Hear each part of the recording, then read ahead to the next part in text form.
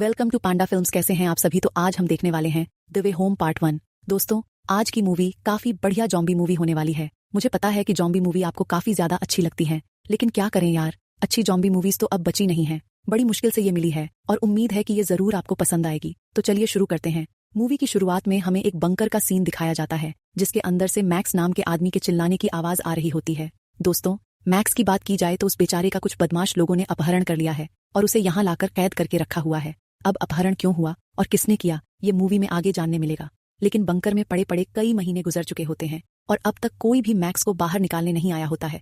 इसलिए बेचारा मैक्स पिछले कई महीनों से इसी बंकर में कैद है और बंकर के अंदर जो खाने पीने की चीजें थीं, उसी से अपना गुजारा कर रहा होता है। अब एक दिन की बात है दोस्तों, ऐसी बंकर में रहते हुए मैक्स को किसी की आवाज आती है बाहर से, जो बंकर का गेट खोलने की कोशिश कर रहा होता है। मैक्स की यह सुनकर पहले तो हालत खराब हो जाती है कि कहीं कोई मुझे मारने तो नहीं आ रहा। वह यह भी सोचता है कि कहीं ये लोग वो तो नहीं है जिन्होंने मुझे इतने महीनों से कैद करके रखा हुआ है। लेकिन दोस्तों, हैरानी की बात यह होती है कि जो बंकर के बाहर आया होता है वह सिर्फ बंकर का गेट खोलकर वहां से चला जाता है।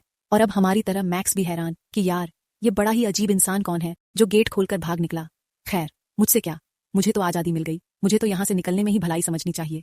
इसलिए दोस्तों, मैक्स बड़ी सावधानी के साथ बंकर के बाहर आ जाता है, लेकिन बाहर उसे कोई दिखाई नहीं देता।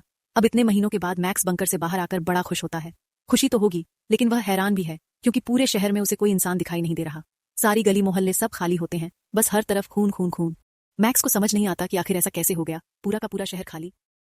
तो वह एक घर के अंदर जाकर चेक इन करता है कि शायद कोई मिल जाए, लेकिन दोस्तों, वहां पर भी कोई नहीं होता। घर की हालत तो ऐसी हो गई है कि मानो महीनों से यहाँ पर कोई रहा ही न हो। मैक्स वहां पर खाने पीने की चीजें ढूंढता है, लेकिन उसे कुछ नहीं मिलता, इसलिए पानी पीकर ही वह अपना काम चला लेता है। लेकिन जब उसकी नजर सड़क पर पड़ती है तो वह अपनी शक्ल देखकर डर जाता है, क्योंकि इतने दिनों बाद बाल और दाढ़ी न काटने की वजह से वह किसी भूत से कम नहीं लग रहा होता है।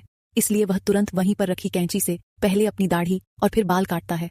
तभी उसे किसी के घर में घुसने की आवाज आती है। वह तुरंत बिस्तर के नीचे छिप जाता है दोस्तों, और वह देखता है कि वहां पर एक लड़की आई हुई है जो कि किसी से अपनी जान बचाकर भाग रही है। और जिससे वह बचकर भाग रही है वह कोई और नहीं दोस्तों, बल्कि जॉम्बी होता है, जो बेचारी लड़की की वहीं पर जान ले लेता है। मैक्स के पैरों तले जमीन खिसक जाती है कि यह क्या है, आखिर ये सब क्या हो गया दुनिया में।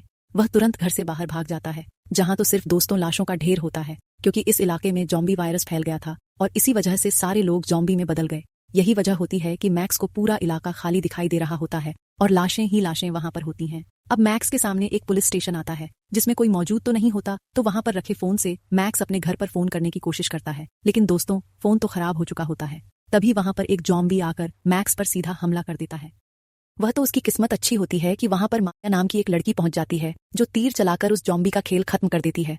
अब वहां पर मारिया के दो और दोस्त भी आ जाते हैं, जिनका नाम डेविड और जेफरी होता है। उनके पीछे भी दोस्तों जॉम्बीज पड़े होते हैं, इसलिए वो तुरंत गेट को बंद करने लग जाते हैं ताकि पुलिस स्टेशन के अंदर आकर जॉम्बी उन्हें मार न दें। मैक्स एकदम कंफ्यूज हो जाता है कि आखिर ये इंसानों को हो क्या गया, ये ऐसी हरकतें क्यों कर रहे हैं। तब मारिया उसे बताती है कि शहर में अचानक से जॉम्बी वायरस फैल गया है, जिससे लोग जॉम्बी में बदल गए हैं। तुम भी इनसे बचकर रहना, मारिया कहती है। अगर इन्होंने तुम्हें काट लिया तो तुम्हें भी जॉम्बी बनने में टाइम नहीं लगेगा।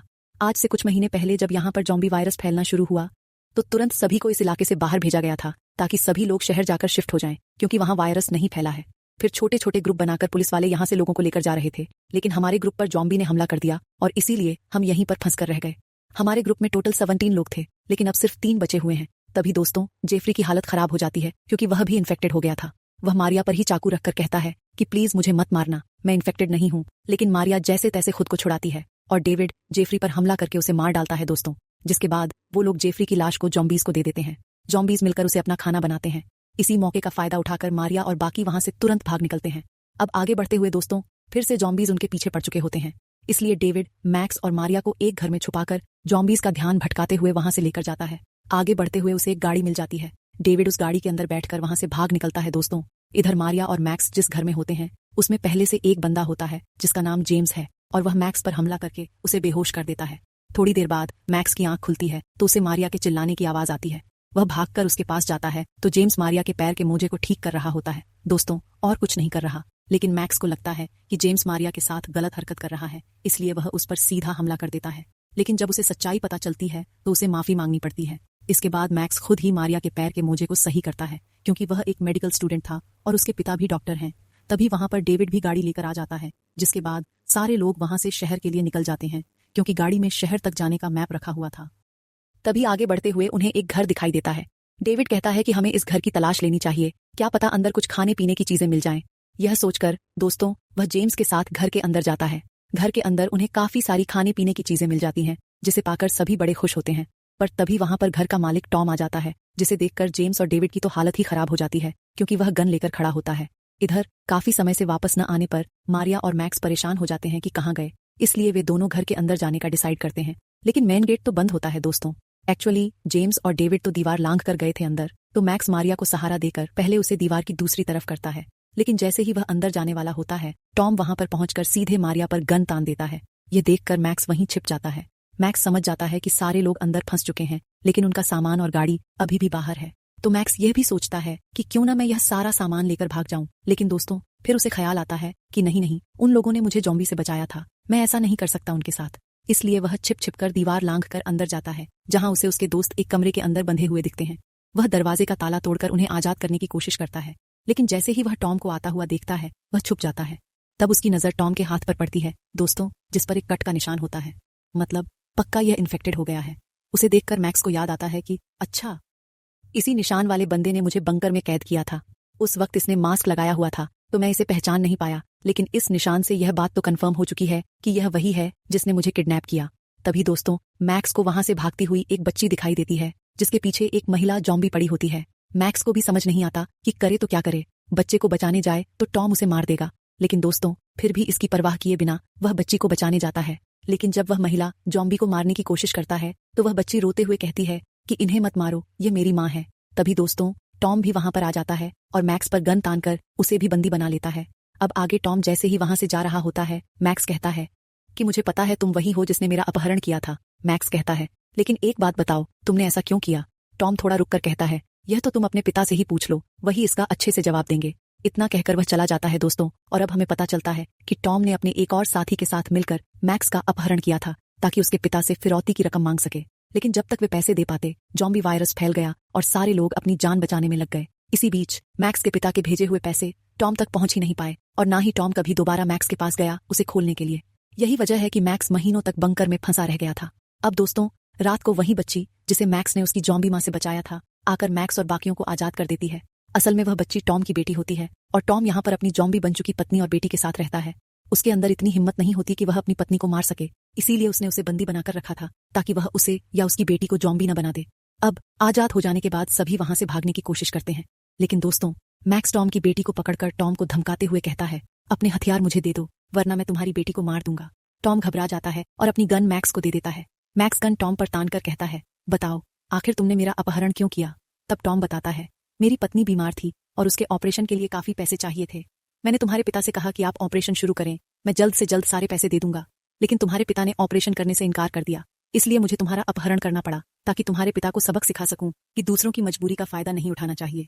साथ ही मैंने फिरौती की मांग की थी, ताकि उन पैसों से अपनी पत्नी का इलाज करवा सकूं।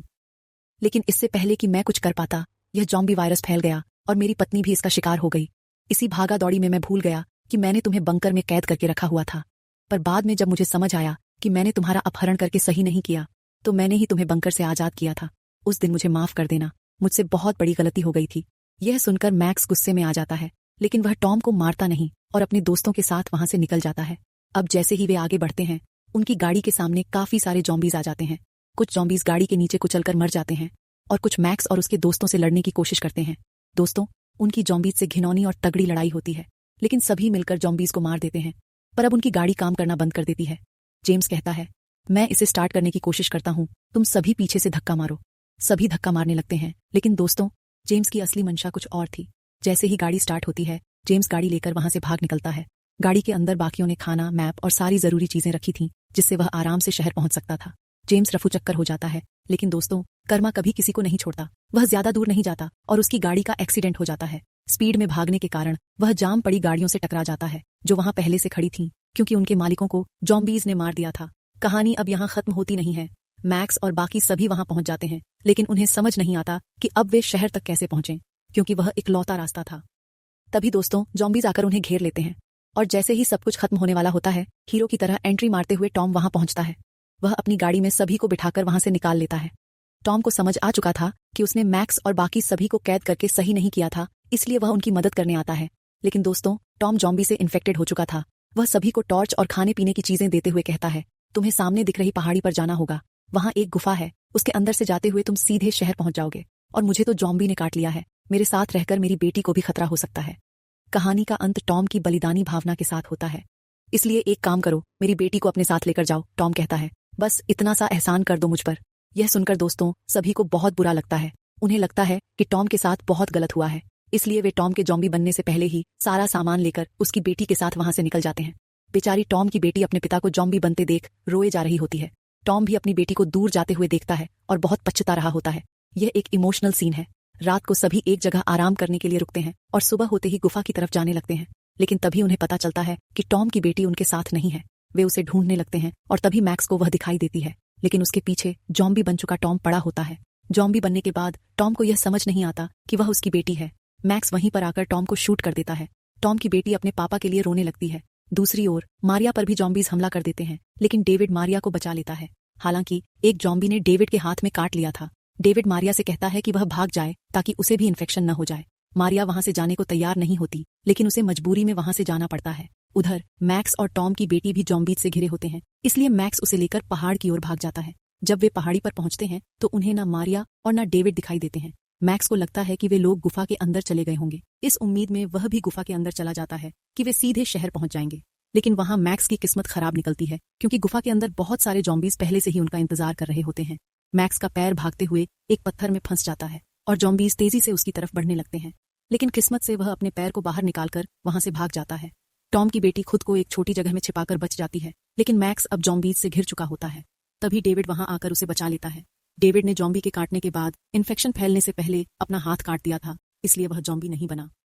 डेविड मैक्स को बताता है कि मारिया भी गुफा के अंदर है और उसने बाहर जाने का रास्ता ढूंढ लिया है। वह बताता है कि थोड़ी दूर एक तालाब है जिसके सहारे वे शहर तक पहुंच सकते हैं। तभी फिर से जॉम्बीज उन पर हमला कर देते हैं। इस बार भी डेविड खुद को जॉम्बीज को सौंपकर मैक्स को भागने का मौका देता है। डेविड एक नेक इंसान था दोस्तों, लेकिन इस बार उसकी किस्मत साथ नहीं देती। जॉम्बीज उसे मार डालते हैं। मैक्स बड़ी मुश्किल से तालाब पार करके गुफा के बाहर पहुंच जाता है। वहां उसे बाहर का रास्ता दिख जाता है और वह खुशी खुशी वहां से भागता है, यह सोचते हुए कि अब वह बच जाएगा। लेकिन जैसे ही वह बाहर आता है, वह देखता है कि शहर भी पूरी तरह से जॉम्बी बन चुका है। यह दृश्य बहुत ही भयावह होता है। शहर वीरान और सुनसान है। मैक्स सोचता है कि उसने इतनी मेहनत करके बचने का रास्ता ढूंढा, लेकिन अब कोई रास्ता नहीं बचा। शहर में जाऊंगा तो वहां के जॉम्बीज मुझे मार देंगे, और गुफा में रहूंगा तो यहाँ पहले से ही जॉम्बीज भरे पड़े हैं। बेचारे मैक्स की आंखों से आंसू रुकने का नाम नहीं लेते। वह सोचता है कि अब सब कुछ खत्म हो गया, और इसी हॉरिफिक एंडिंग के साथ ये मूवी खत्म होती है। दोस्तों, अगर आपको यह वीडियो और स्टोरी पसंद आई हो, एक्सप्लेनेशन अच्छा लगा हो, तो लाइक करें और चैनल को सब्सक्राइब करें। मिलते हैं अगली वीडियो में। ध्यान रखिएगा अपना। Thanks for watching.